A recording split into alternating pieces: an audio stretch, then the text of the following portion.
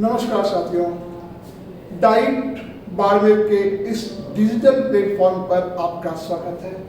मैं कमल शर्मा राही। English grammar की बात चली थी और हमने पिछले सेशंस में प्रेजेंट टेंस, पास्ट टेंस किया था। इसकी पिछली जो क्लास थी उसमें हमने फ्यूचर सिंपल टेंस किया था और आज हम चर्चा करने जा रहे हैं फ्यूचर कंटिन्यूस टेंस पर। जैसा कि इसका नाम है फ्यूचर कंटिन्यूस, चालू या गतिशील भविष्य का। नाम के अनुरूप ही देखिए, इसमें कर्ता भविष्य काल में या आने वाले समय में किसी कार्य को कर रहा होगा, अर्थात कार्य भविष्य में या आने वाले समय में चालू या गतिशील होगा। मैं पढ़ा रहा हूंगा, तुम पढ़ रहे होंगे, वह खेल रहा होगा, आ रहा होगा, जा रहा होगा। तो हिंदी वाक्य को पहचानने के लिए वाक्य के अंत में रहा होगा, रही होगी, रहे होंगे इत्यादि आता है। अपने आप में स्पष्ट है, भविष्य काल में जो कार्य हो रहे होंगे वो इसमें आएंगे। कार्य दशा देखिए, भविष्य में या आने वाले समय में जो कार्य गतिशील होंगे, जो कार्य चल रहे होंगे, हमारी कल्पना में यह काम हो रहा होगा, वो इसमें आ जाएगा। स्ट्रक्चर थोड़ा सावधानी से देखना पड़ेगा। इसमें अगर आप फ्यूचर कंटिन्यूस में सावधान लेते हैं तो फ्यूचर परफेक्ट में, फ्यूचर परफेक्ट कंटिन्यूस में वह समस्या नहीं आएगी। अगर आप यहीं से देख लेते हैं तो स्ट्रक्चर देखिए इसका, सबसे पहले आ जाएगा सब्जेक्ट। सब्जेक्ट के बाद में उसकी एक्सिलरी वर्ब या उसकी हेल्पिंग वर्ब आएगी, विल बी और शैल बी। फिर फर्स्ट फॉर्म आईएनजी और ऑब्जेक्ट, यानी कि subject, helping verb will be और शैल बी, फिर फर्स्ट फॉर्म आईएनजी और ऑब्जेक्ट। मैंने आपसे कहा था कि कंटिन्यूअस वर्ड जब भी आएगा तब उसमें आईएनजी आएगी और आईएनजी सदैव फर्स्ट फॉर्म के साथ मिलती है। वह एक मैच खेल रहा होगा, यानी कल्पना करते हैं आने वाले समय में वह काम हो रहा होगा। यह आ जाएगा he will be playing a match. देखिए यहाँ पे दूसरा एग्जाम्पल देखो, हम खाना खा रहे होंगे, आने वाले का समय की बात कराएं। हम के लिए बी के साथ आ जाएगा शैल बी ईटिंग फूड। इसमें जो पहली टेबल अपने बनाई थी आई और बी के साथ शैल और बाकी के साथ विल, वही टेबल काम आएगी। देखिए आप आगे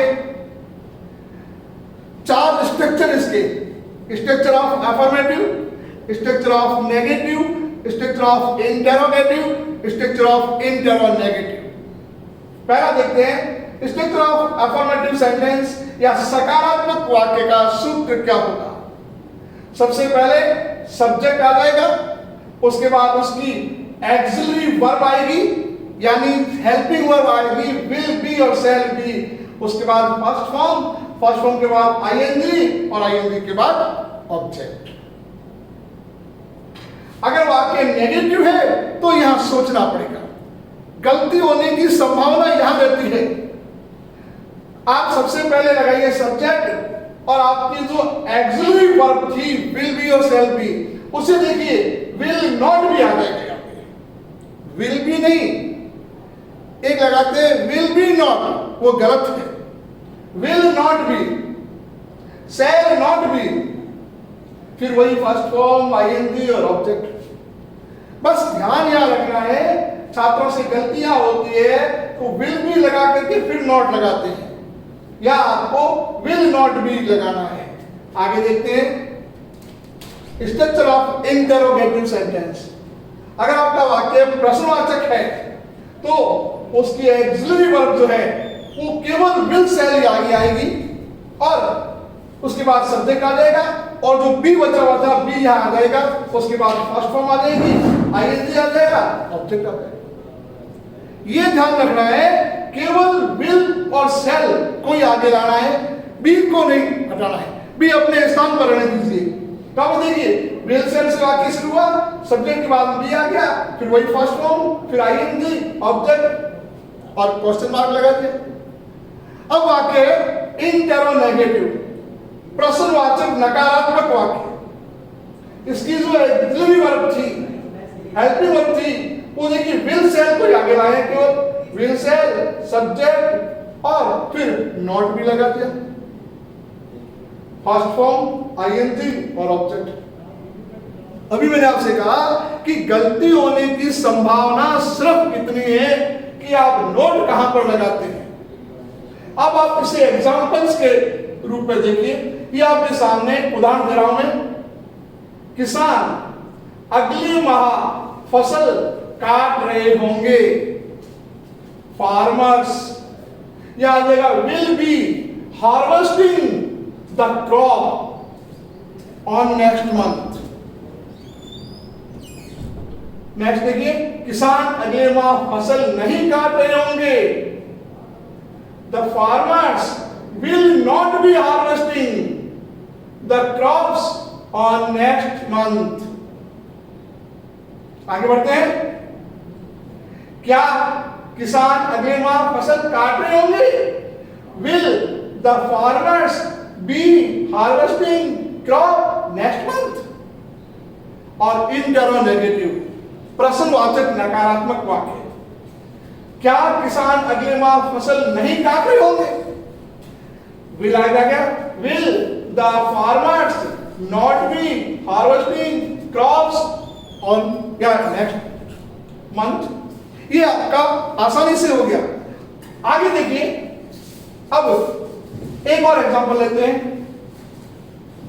हम मैच खेल रहे होंगे, ये फ्यूचर सिंपल का था।